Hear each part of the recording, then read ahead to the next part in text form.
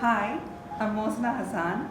I have about 17 years of experience in leading companies in Bangladesh, and I am also a graduate from a Canadian university. And today I would like to discuss about the things you need to learn before you go abroad. The number one thing you really need to learn is budgeting. Budgeting is so important because your parents would most probably give you money for a semester, maybe 2 semesters, and if you have paid front load and you've spent on partying, or maybe you have spent too much on your rent, other things that you have done, or you've bought certain things, then most likely you would not be able to make it for 2 semesters. So you have to know how you can pay month-wise and stay afloat. Budget is also very important because if you rake up credit card bills and there is ongoing interest that is just surging up, it would be very difficult for you to explain to your parents why is it costing you more to stay where you are. And raking up a credit card bill is a common phenomena. You don't want to do that in the very beginning of the university career and not remember what you have even spent it for. Number two thing that you really need to do is making a meal plan. It might seem really mundane that why am I going to be making meal plan and how it's going to help me. If your parents have never done a meal plan, you probably have to do a YouTube search and find out about meal plan. Meal plan is going to help you to stay healthy, have nutritious food, and ensure that you are not craving for food before an exam when you need to study and not be able to concentrate. And of course, it will not wreck your budget. So it's really important that you do that. Again, another thing, it will make you less homesick when you have the right kind of food. The third thing is creating a routine. Let's face it, if you are just 17, 18 or 19 years old and you have just moved abroad for your studies, there is no one to tell you what to do next.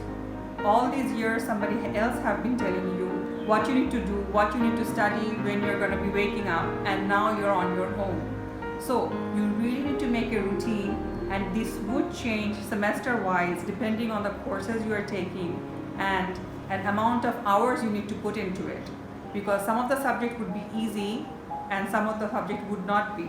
So if you don't have that routine, you will be really out of place and you will be falling out from the track. The fourth thing is that you have to really appreciate yourself, that this is really not easy. What you're doing is really hard in the small things that you would not think consciously of, but those things really impact about how you are having a life day to day, and your state of mind, your positiveness, your grit, and your persistence to continue doing what you need to do. 5, you really need to volunteer. I mean, there is distance education. You could have sat at home, you could have gotten this education online. Why have you gone there to study in the first place? Because there is much more than just reading that book or going to that class. And volunteering would allow you to have that perspective that you're looking for, and that will give you that special edge after your graduation when you are moving to a job. The 6th point you need to consider is, are you coming back? Meaning, do you want to continue into grad studies? Do you plan to come back for a short period of time and then return? You want to do a migration, or you want to come back for good? Maybe you had decided it in the first year that what you wanted to do, and it might change by the time you're in 2nd, 3rd, and 4th year. So you really need to make a conscious decision depending on your situation. Do you really want to stay back, or do you want to come back home? Depending on, do you plan to stay there or do you want to come back? A lot of things will depend on that. And that brings to 7th point. You really need to know about your salary expectation, either when you are abroad, maybe you're in North America, UK, Australia, New Zealand, but wherever you are, you really need to know worldwide the entry-level position pay is very, very less. So you might have become used to with the lavish spending, not maybe lavish, but whatever the living standard that you have become used to, because your parents were sending the money and now you have to earn, you might have to take on more than one job to upkeep your lifestyle. Or you might not be able to take up 2 jobs and your parents might have to pay for you for another 2 to 3 years till you have come up to that place in your career where you're better off. Again, if you come back to Bangladesh, I really want to say the first entry-level offer that you will likely to receive will pay very, very, very low. And it has nothing to do with if you're qualified or not. It's just that's how the market is. But this is not to dishearten you.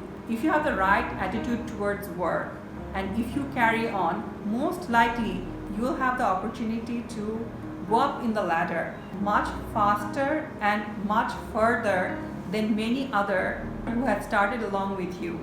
But initially you will not have that leverage. Again, if you're coming back to your parents' business, then it's a different thing, and we'll discuss about that in another video. If this advice makes sense to you, please share it with someone who needs to hear this. Please subscribe to Advice for Survival if you like this content. Thank you.